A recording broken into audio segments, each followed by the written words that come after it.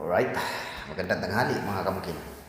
Nandito pa rin tayo sa ating project sa Iligan City at malapit na ito mga kamukil. Tintiis na lang.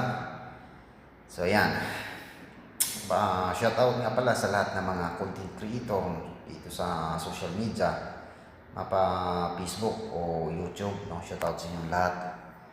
Ako po'y humahanga sa inyo dahil nagpapaabot kayo ng mga dagdag kaalaman at inyong mga nalalaman isinishare nyo sa mga taong nangangailangan.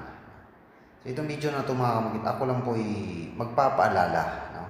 O magbibigay awareness din sa mga manunood, especially sa mga content creator talaga na nagtuturo ng dagdag kaalaman dito sa construction. Mahilig kasi ako mga kamukil sa panonood lagi sa mga klase-klaseng technique, ideya sa larangan ng construction, no? At marami akong nakikitang mga content creator, mga kamukil na mga bago. At hindi naman natin sila pwedeng pigilan, hindi naman natin sila pwedeng pa-stop sa kanilang mga ginagawa dahil naghahangad din sila at may pangarap din sila mga kamukil.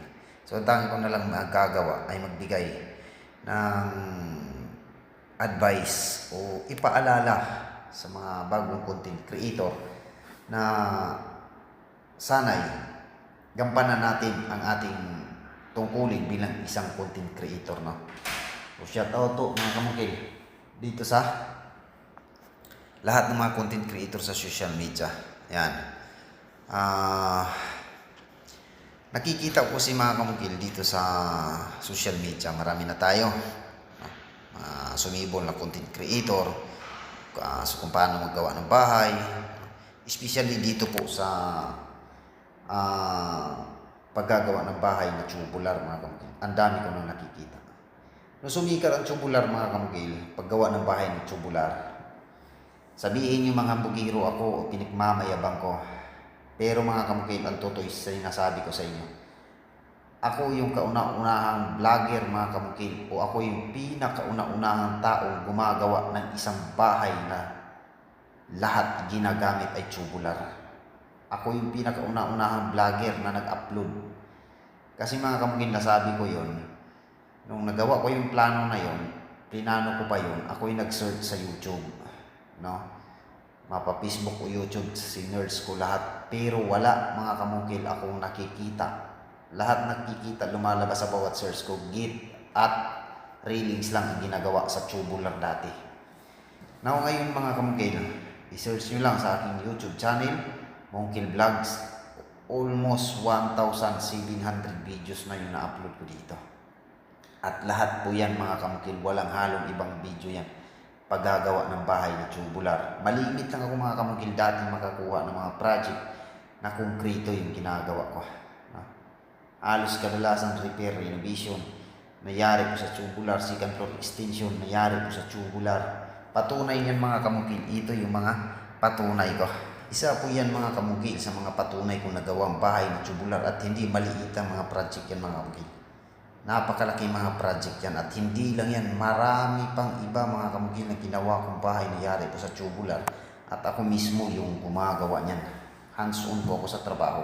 Ako mismo nagpapatay sa mga structural nan. Hindi ko inaasa sa aking mga kasamahan sa trabaho. Ganun po mga kamukil, katotoo yung mga sinasabi ko. So ako po yung nananawagan mga kamukil sa mga content creator na kagaya ko. Ipakita po natin sa mga manunood yung tamang gawa, no? Huwag na po natin ipilit ipakita sa kanila para lang po sa views, karamitan ng views, kikita tayo ng malaki na kahit hindi na dapat gawin sa isang construction ginagawa. For example na lang po, isang bahay na tubular, nag-flooring ng konkrito. Napakalaking mali po mga kamukil. Bakit ko nasabi yan? Kasi sinasabi ko sa inyo mga kamukil, kung napakinggan niyo yung mga sinasabi ko kanina, lahat ng mali sa construction, nadaanan ko na. Ginawa ko na yan mga kamukil, tubular, linuringan ko ng konkrito.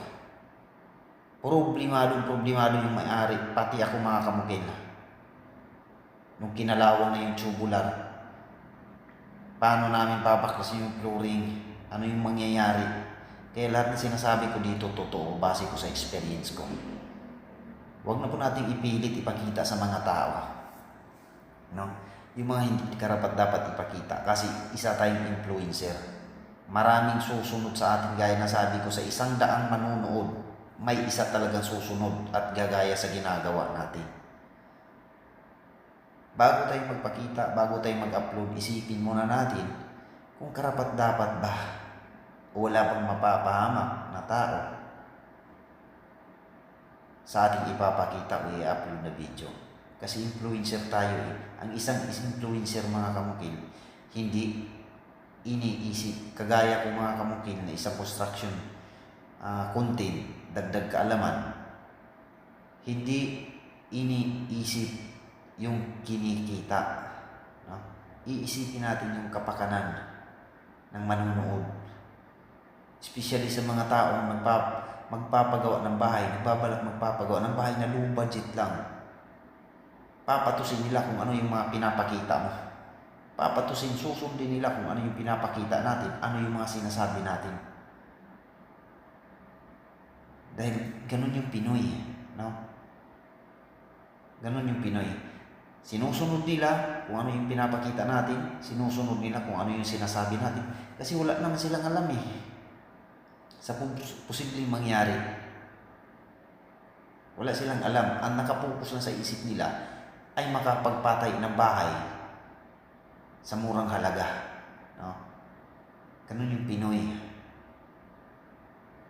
So tayo mga influencer, tayo mga content creator, tayo yung nakakaalam kung ano yung tama. Pahalaga natin yung ating mga kababayan, no? Pahalaga natin, maging responsable tayo sa ating pagiging content creator. Huwag lang iisipin natin na ito, wala pa to sa social media, hindi pa to nakikita, i-upload ko to.